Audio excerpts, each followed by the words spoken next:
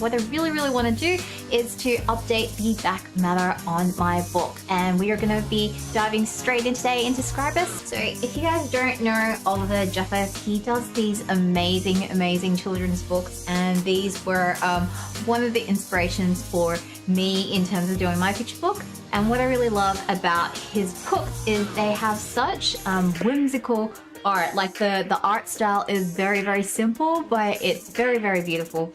And when I was doing the front matter and back matter for my book, and I know this is probably a bigger deal if you're doing a prose novel, there seems to be like more of a mandate around what you include in the front and back matters for a prose novel, but for a children's fiction book they tend to be quite minimal.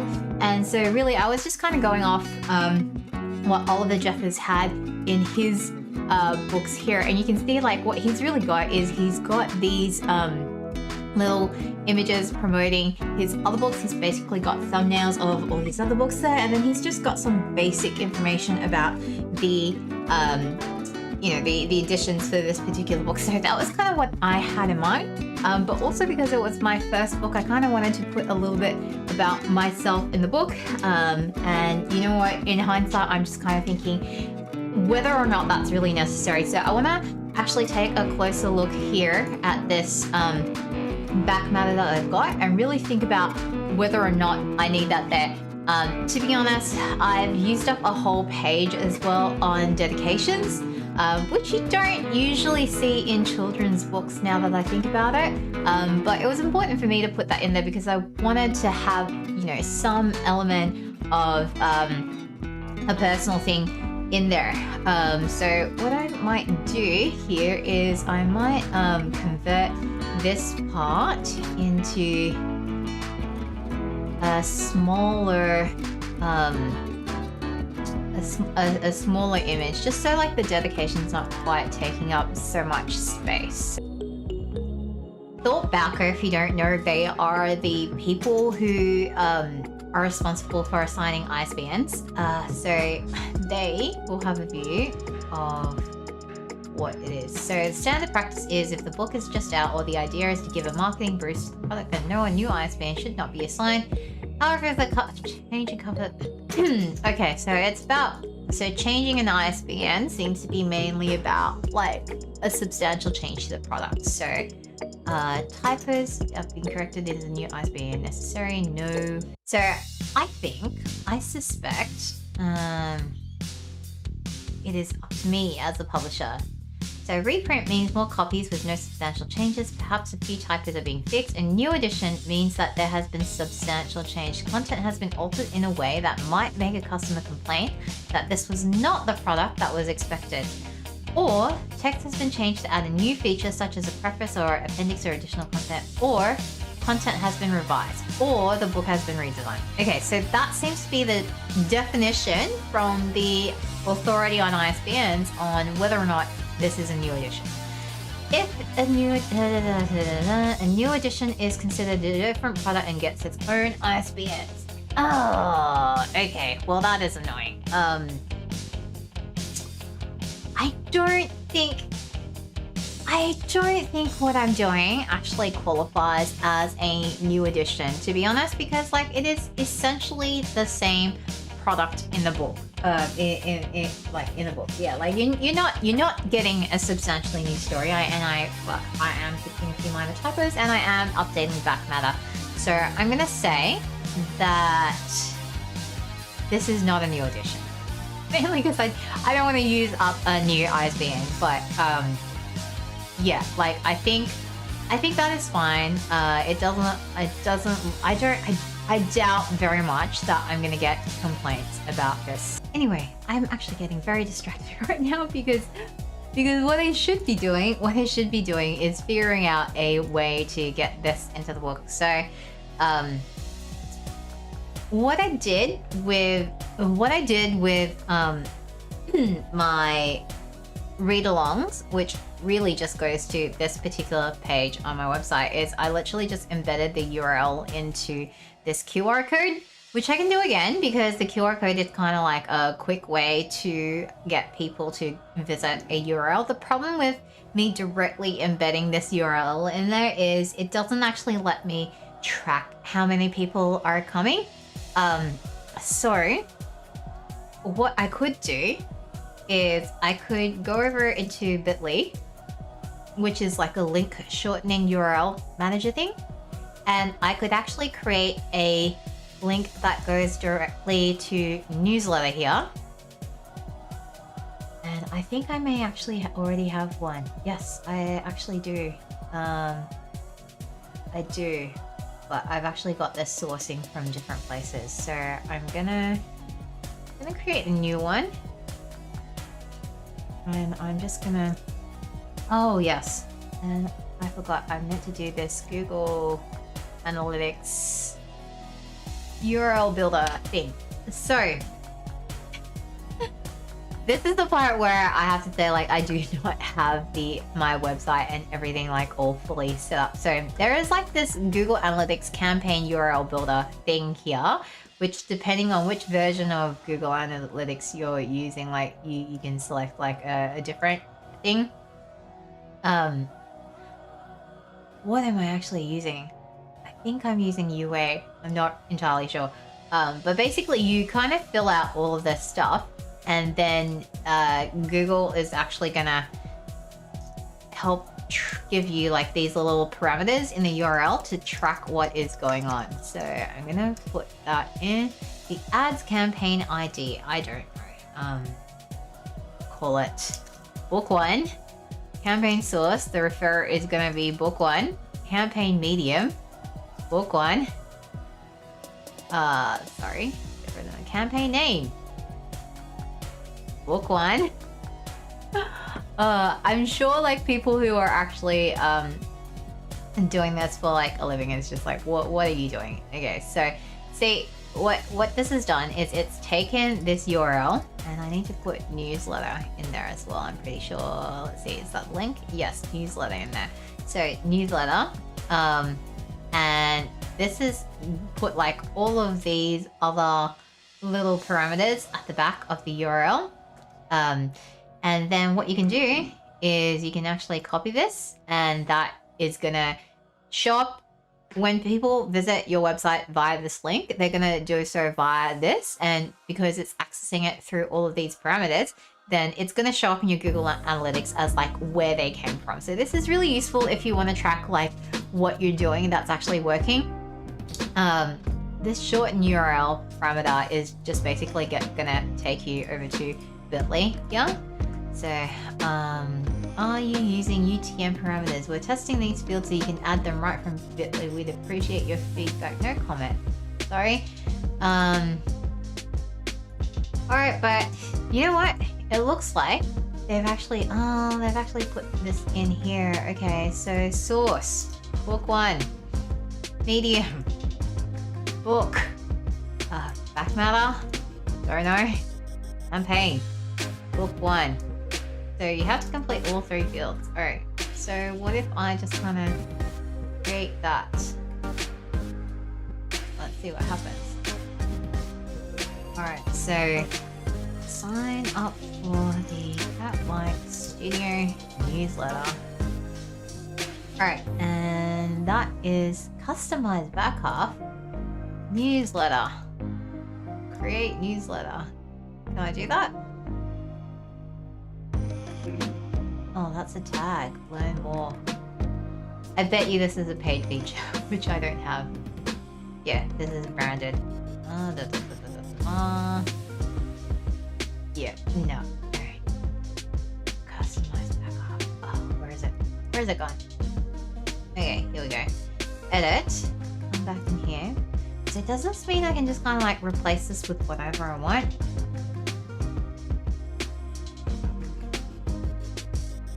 Did that work? So if I go, somebody will have taken this.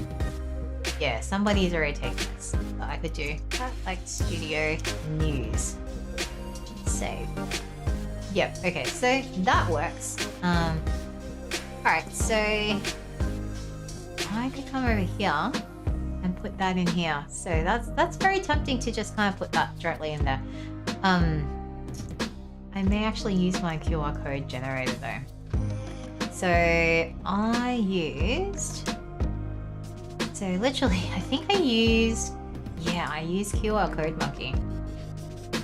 So this is what I used to make this particular QR code over here, and it's really cute because you can add your logo in the middle of it, which I did last time. So I came over here and I think I went and added my logo. Put the text version in there. You know what? I might actually put the no text version in there because it's going to be kind of tiny anyway. So you enter in your actual URL. You set your colors, single color, all of that. Put my logo in there. Custom design. So you can kind of like change the vague shape of this. And I think I just kind of went with this basically. So you can create your QR code. Create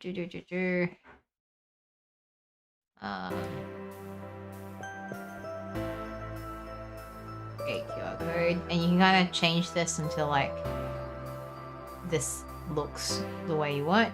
Add logo image. Remove background behind logo.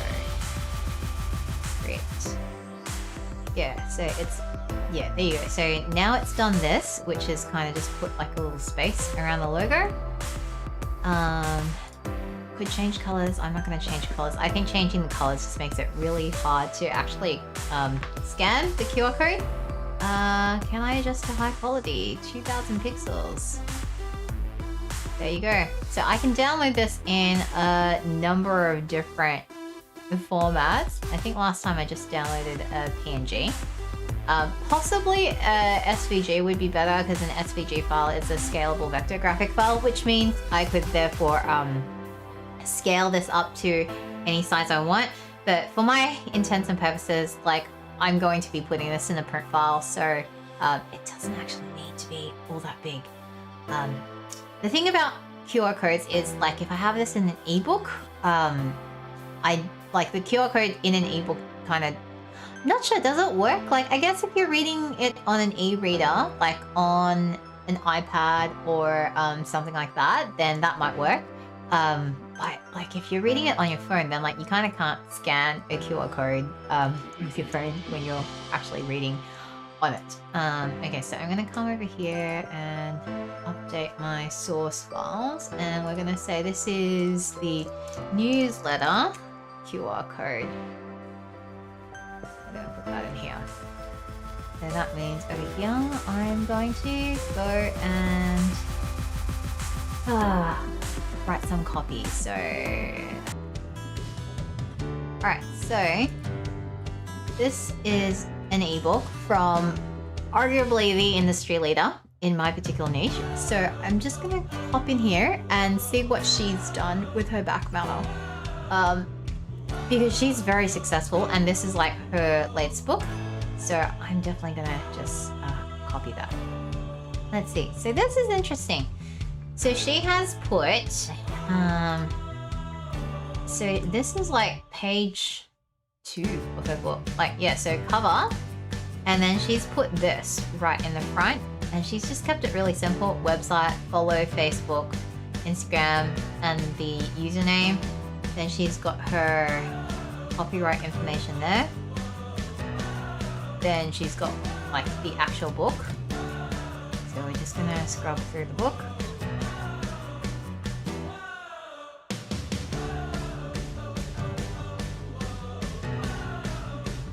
What I find interesting about this is she had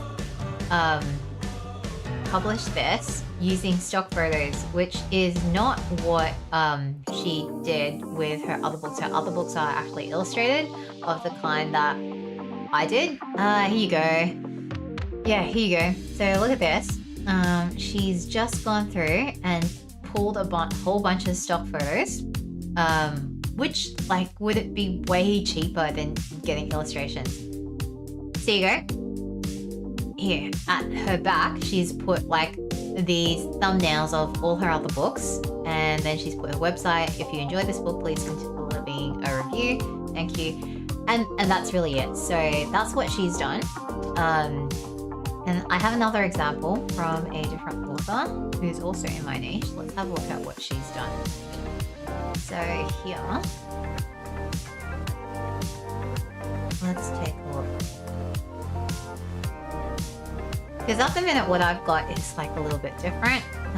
Here you go. So she's got her front matter. Hang on. Let's see. Okay. Here is her cover. Pretty sure that's her cover. Alright. And then she's got I think that's her first page.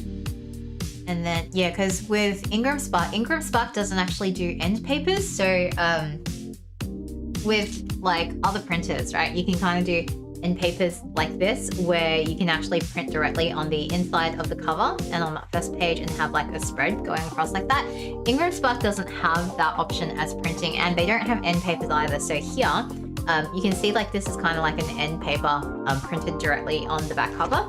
With IngramSpark, when you do the printing, they actually will always have blank end papers here. So they will always have this like blank white bit at the front. And the other thing that they do is at the back, they will also add in blank pages at the end like this as well. So they mainly do it, I think, to add like this little tracker here, which tells you, I think it's their barcoding purposes, to be honest. So you can't actually do end papers. So it looks like what she's done is she's gone in and she's put her front matter at the beginning too, and then she's got like this title page as well. So then she's got the actual book, which I'm gonna see if I can just cut to the back.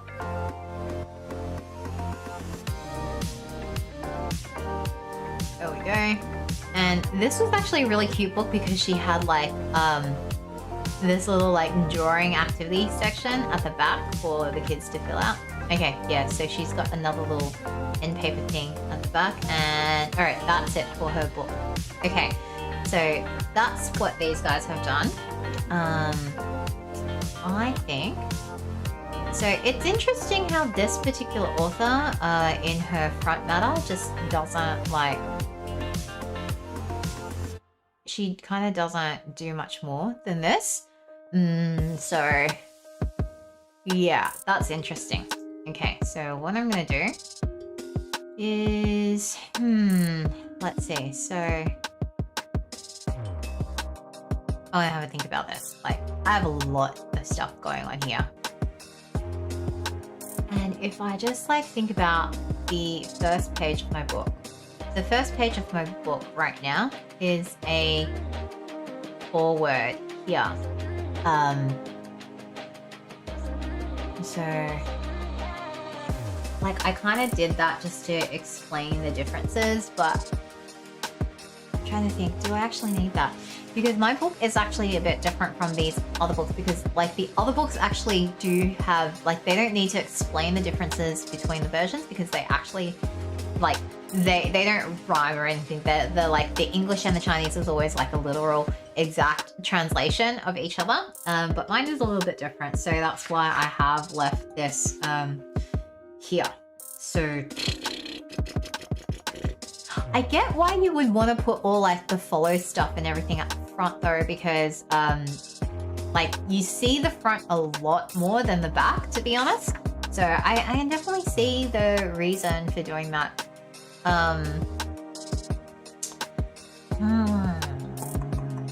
Think about this. Let me think about this. So I don't want to, I feel like it would be a bit odd to like put everything up the front. However, what I might do is I could change the, so let's see, I could change the order. I could kind of do what they did. I could kind of have this bit up front, this side, and then just put like the follow blah blah blah blah blah here.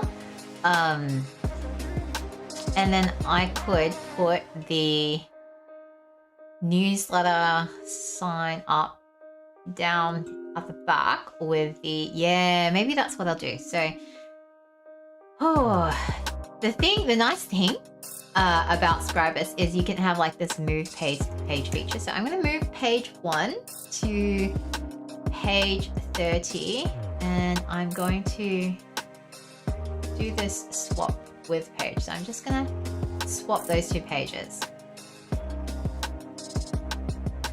Is jump back here, and then what I can do is kind of like simplify this. Like I can make this entirely about learning, essentially. So here I had another, so this book in particular, which was also a model for me in doing my particular book, is they included this thing about tones here. Yeah, so this book was really where I kind of got the idea to include like a full text at the back, and I'm glad I did it, because like what happens when I read the book with my daughter is we'll read through the whole book like with pictures, and then we'll go to the back page where like we've got the full text, and then she'll want to read the book again, and this time like she's really focusing on the actual words. So I feel like that's kind of good.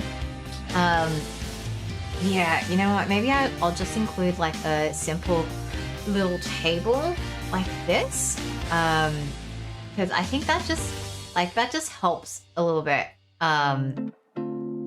There's too many, like for sure there's way too many consonants here to actually include all of it in like this page here. I feel like that would just be way too much. So yeah, I think that's what I might do. So I think I'm happy with that. I'm just gonna go back up and check my front matter. Yeah, I don't want to put any more in this because that's just gonna get very overwhelming. So with that said, let's export this as no. So when we're exporting for IngramSpark, there are some very specific requirements that you have to do, and specifically they need this particular PDF version, and Scribus will have like a whole bunch of like free flight stuff. And here what this is saying is that like I'm not using like CMYK for the color profile, which I haven't. So all that means is like the colors are not going to come out the same when it's physically printed to what I see on screen, and that's fine. Then it's saying applied master page has different page destination. I think that's fine. Text overflow. Oh, yeah. That's interesting. What's happened there? Please don't tell me that I've mucked up something. Not sure what's going on there. So we're gonna just go back here. Check what the heck is going on here. So, oh, we're gonna make this English text. Hello? English text, please.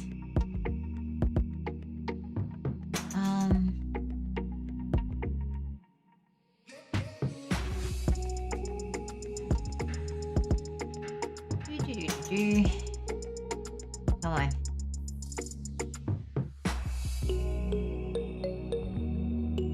So what I want to know is what exactly is going on with this text box. Okay. It looks like it was just too small. Alright. So that's fine. Image resolution above this. That's fine. Object has transparency. That's fine. Okay. Alright. I think that's all fine. So the most important thing is like text overflow. You just don't want to, you just don't want there to be any text cut off. That's all fine. So I'm going to go ahead and say ignore errors, and I am going to go ahead and update this. So I'm going to put in today's date, which is the 17th binding left, blah blah, choose all pages. And here's the thing, I want to cap my maximum image resolution at 300 dpi, because if you don't do that, then IngramSpark is going to throw up a whole bunch of errors. I want to make sure that all my fonts are embedded. I'm not going to do any extras here. And I just basically, you don't want to do anything with the document layout, because IngramSpark is going to kind of do their thing. So, and IngramSpark also doesn't want like any of these marks and things like that. And to make sure to use my document bleed. And here we go. All right, save. So now this is just gonna go through and export all of this. So IngramSpark. All right, let's go.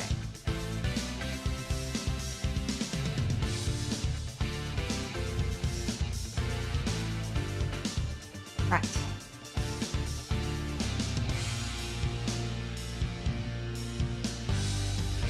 So here what I'm going to do is come back into my case laminate, which is my high copy, my high cover, sorry. And what I'm going to do is I'm not changing anything in here. I'm just going to go in and upload new files.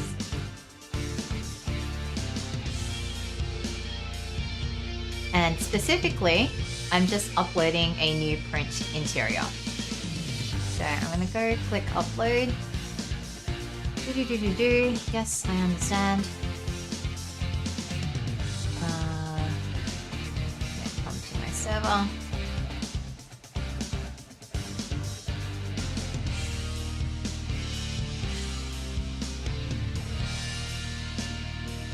And I'm going to pick up this new PDF file, which I've just created. Understand.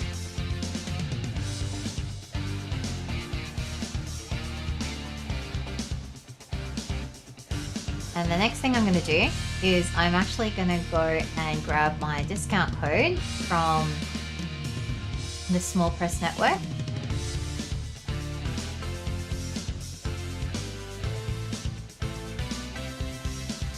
So IngramSpark does charge for revisions. And unfortunately, due to some abuse from bad actors, where people were just sharing discount codes discriminately, IngramSpark has now changed it so that you now have to log in to your membership association in order to pick up the code for each month. And these codes are now changing for every single month. So I personally joined the Small Press Network for this specific benefit, because it's just worth it. Like by the time you count up how many revisions you do to your files, it is like well worth the annual membership fee to join, just so you can actually get the IngramSpark discount code. It may not actually matter to you if you're publishing prose fiction and you're not doing anything of any sort with IngramSpark, but yeah, like it definitely helps if you're doing high copies with IngramSpark to do this. Okay, so where is it? Access. Okay.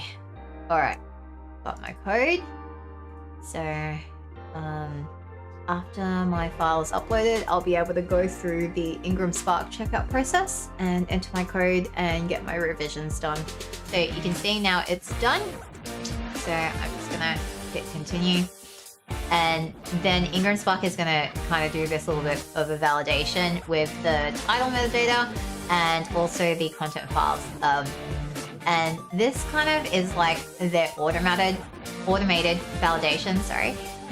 They still have like another process of validation where they're going to go through and I think there's like a team at IngramSpark that actually checks the content files. Okay, because after I continue this, so here's where it asks for the order summary, and because I've done a revision, there is going to be this revision fee. So again, just to keep the code sacred, I do need to just switch this off so you guys aren't seeing my screen when I enter this particular code.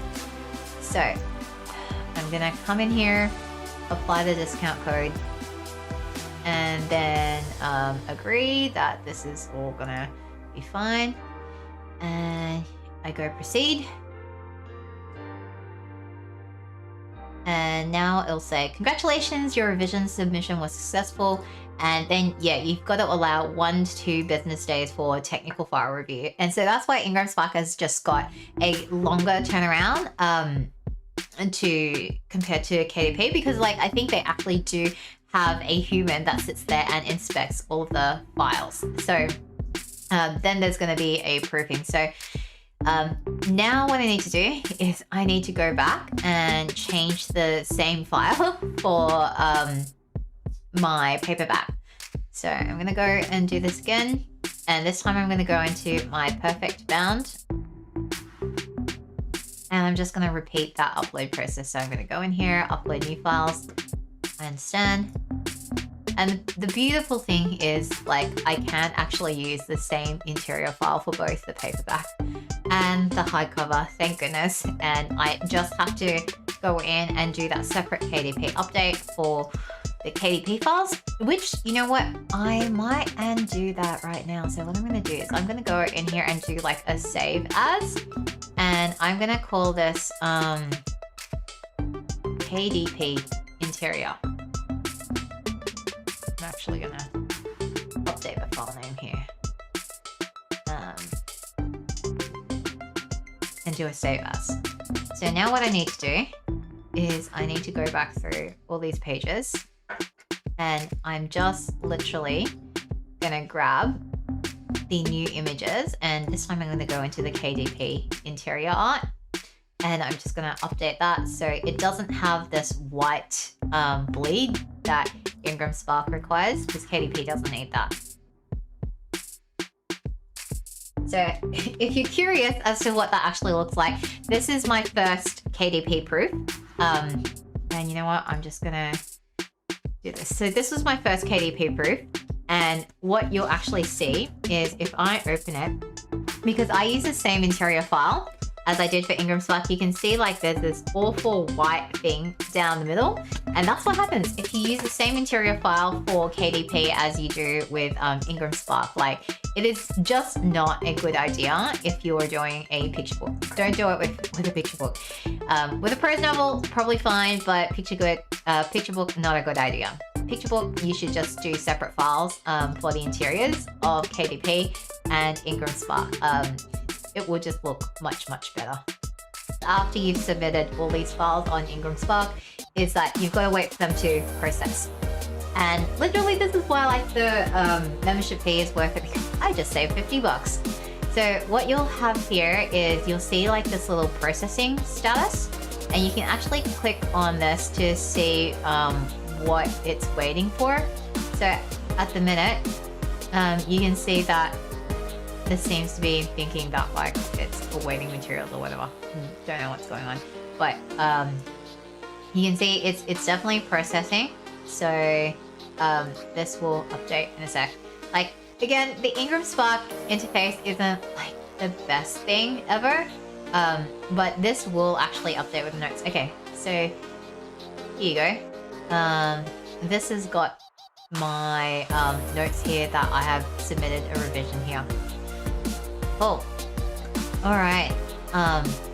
Oh, and also, beware of time zone. So because of my Australian time zone, you can see here like that this is almost 10 p.m. For IngramSpark's main team, which I think, are they Central Time? I think they're Central Time, something like that. So I'm not gonna actually see anything come back until like the next day at least. I don't think the turnaround's gonna be that quick. This one at the minute looks like it's still going into their queue because this hasn't even updated with the notes that I've submitted a revision, but it will do in due course. So that's basically the IngramSpark side of things. So I'm going to come back here and finish off my KDP file, and then we can submit it on KDP. So close. So, and I'm going to go into here and I'm going to actually edit contents. So you can see how much simpler the KDP interface is. Like, you literally just come in here and hit this button, and you kind of like can see this preview and everything. Okay, so this is still going here. almost there. I can show you as well. This is how the PDF exported for IngramSpark as well, by the way. So yeah, again, if I just come over here and set it to 2 pages, you can see how the proof looks exactly as we laid it out for IngramSpark. I'm gonna come over here and show my thumbnails for a second. Yeah, I do think that looks like a lot cleaner than what I had, and it's nice to kind of see this up front as opposed to having it all the way at the back. And let's see, here we go.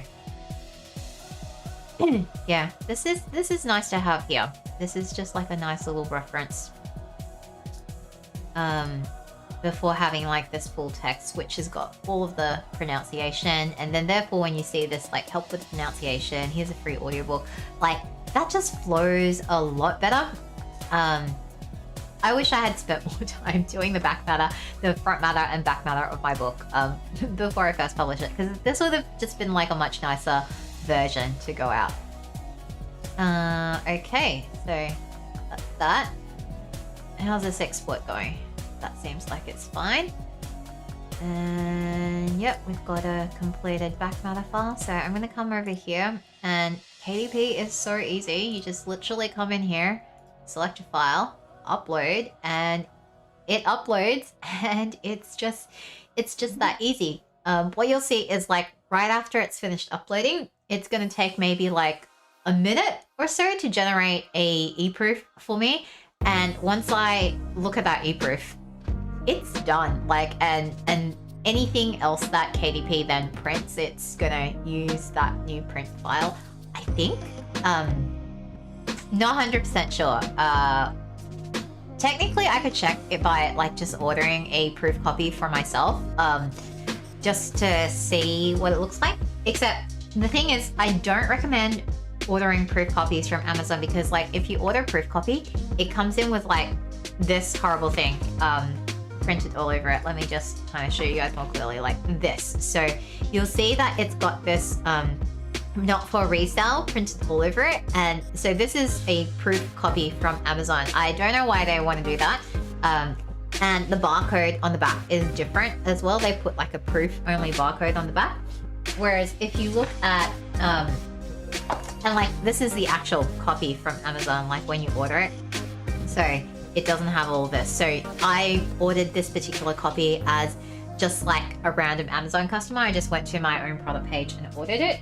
Whereas like with the IngramSpark proofs, like this is an IngramSpark proof copy, like you can't tell the difference between this and the actual final product, because as far as I can tell, IngramSpark doesn't really distinguish between proof copies. Like you literally, when you order a proof copy in IngramSpark, you're literally just going in and ordering author copy, so it's like no different to any of the copies that they would be sending to the publisher. Sorry, not the publisher, to any retailers placing an order through IngramSpark. So yeah, I kind of, that's like the one thing I'm just like, oh, KDP, like why? I don't even know why they like have that proof copy version, to be honest. Like the proof copy version they have is like, it's the only way you can actually get a copy of your book before actually hitting publish on KDP. Except, like, to be honest, unless you know you're huge and you have loads and loads of people like monitoring your Kindle page for like the instant that your book is released, to be honest, like I've heard of a lot of other authors just literally just, you know, letting their paperback go live and then just ordering a copy for themselves and having it get here, fix anything that might be wrong with it before they you know, upload new files and things like that. And it seems to work. As if you've got low volumes, then like it's probably fine. To be honest though, like I think if you do your workflow so that you actually go to, oh, here we go. All right, so I've uploaded my paperback successfully. It has saved it. Now I'm just gonna launch the previewer. Oh, okay. No, it wants to process my files first. So again, this is going to take a couple minutes. So, yeah, so like as far as I can figure out, the most efficient way of doing all of this is to actually go through and do everything on IngramSpark first. Just because like IngramSpark takes the longest time, you kind of need it to be there in order to get pre-orders set up if you're going to do pre-orders, and like they just have like this longer turnaround process for proofs, and then when you get your proofs you can actually order proof copies that don't have this not for resale thing branded all over it. In which case, what I've done with like early proof copies where there might still be like typos and stuff like that, I've just given away to like family and friends who don't really kind of mind that per se. And so like those proof copies from Ingram are still useful. And then if you just like use the same or close to the same file for KDP, then you've kind of already like, you've already done a proof, like a physical proof on IngramSpark first. So like the KDP one, like you're really only gonna want to see what the colors are gonna look like. And if you're not printing in color, then it doesn't even really matter, to be honest. So yeah, like that is like the most efficient way that, as far as I have been able to figure out, to do it. So yeah, it just, but like all of this honestly just does take a lot of time. And like you can see, like we are past the 3-hour mark, and again I have only like hit one of these things on my list of to-dos. So like vastly underestimating the time that all of this takes to do. So I'm gonna have to like work on planning the giveaway at some other point. Although arguably I could like just do like 15 minutes of planning here while we're waiting for KDP to process this. You know what? Maybe let's do that. So I kind of use Evernote to work in at the minute, which is helpful for me because like it's just easy to brain dump everything. So the first thing I did when I was thinking about a giveaway was I just went up and looked up, you know, what are all the laws around giveaways? Are there any laws? What are the requirements, etc.? And the answer was there are loads and loads and loads of laws around giveaways. Specifically, the laws seem to exist at state levels, and all of the laws are trying to figure out whether you're doing something sus, and whether your giveaway is crossing the territory into like running a lottery, because lotteries are very strictly regulated everywhere. So the two things I figured out is that most of these laws, while they use different terminology around the world, is they kind of have two buckets of things. So you either have a contest that is completely random, so like a random thing, or you can have a contest of skill. And with the line that you have to be careful that you're not crossing when you're doing a giveaway as opposed to a lottery, as far as I can tell. And again, disclaimer here, not a lawyer. I've just been reading up like a lot of the legislation and things like that around this. As far as I can tell, the line that you need to make sure you do not cross is that there has to be like no cost for entering the giveaway. And I've seen a lot of people do giveaways on Instagram and things like that, and usually all the giveaways seem to be trying to like attract additional followers and things like that, which I'm not sure, like I'm not sure that's like the best, because like I'm not entirely convinced that more followers on Instagram, for example, is going to result in higher sales. Like it's just, I really want to be able to track how many people who are following me on Instagram actually end up buying my books. So for example, I do kind of track it. So if you look at the link in my bio here, this is a bit.ly link, so I can actually track who is clicking through onto this link. So I think it's actually this link here. So for this particular link, I'm getting quite a lot of clicks like periodically as I go, and most of these links are coming through Instagram. You can see like literally all of the links have come, clicks have come from Instagram. But the thing is, like, the click volume isn't exactly high. So if I look at the period from the 27th of July through to looks like today, you can see that there are people clicking through to my profile, and this particular link takes them through to this page on my website. So I'm not taking them straight through to Amazon, like I'm taking them through to my website, and then they can kind of go here and pick like from, you know, whichever Amazon storefront it is. So I'm kind of of two minds about whether that is efficient or not, or whether that actually discourages sales or not, because like if I put a direct link to Amazon, for example, then that could probably increase the likelihood of people buying, because like there's less actions for them to do, because now they have to come here and then they have to like actually click through and buy, like, you know, click through to one of these links that I've got on the page in order to actually get to like a buy page. So okay, this is still processing, so I don't know how long this is going to take. But if I like say open a new tab here and have a look at copies sold, and this covers roughly the same time frame, you can see like despite all of those click-throughs from Instagram, like it's not exactly translating into a huge amount of sales on KDP at least, because you can see here that there's only been 2 sales. There's been one paperback sale last week, and there's been one ebook sale as well. So that's not exactly great. So if I come back to here, to IngramSpark maybe, because the other reason could be like any hardback orders are not going to show up on that particular screen. So let's see. Print sales.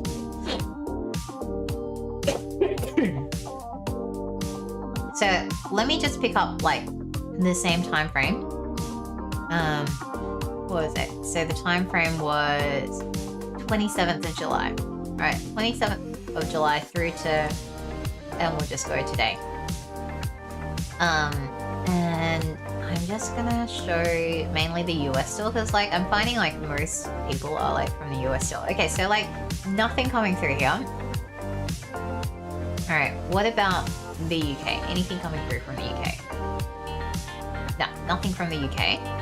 So anything coming through then from Australia? No, nothing.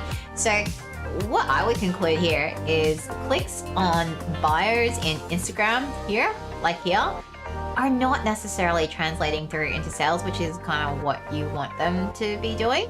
I have my doubts about the efficacy of using a giveaway to increase your Instagram following, because I'm just like, do I really care about Instagram follows if, you know, like this is not resulting in actual sales at the end of the day? Because I'm just kind of like, no, what I actually want is, you know, actual sales. So if I kind of come back here, you can see like in the past 30 days, like there's been one sale that IngramSpark has recorded.